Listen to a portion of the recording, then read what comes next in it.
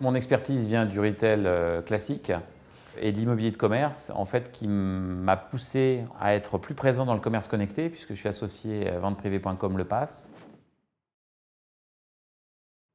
Et le pop-up est la réponse à ce commerce événementiel dont tout le monde a besoin. On a constaté par un sondage récent que j'ai pu lire qu'en fait 75% des gens ont envie d'avoir un commerce éphémère près de leur lieu de travail ou leur lieu de domicile.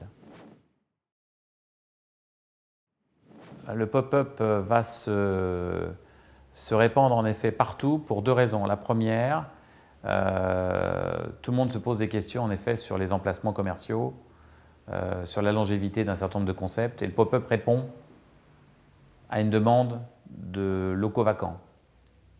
Mais c'est pour moi pas la raison principale. Le pop-up plutôt se développera parce que le consommateur a besoin d'entendre un autre discours lié aux marques.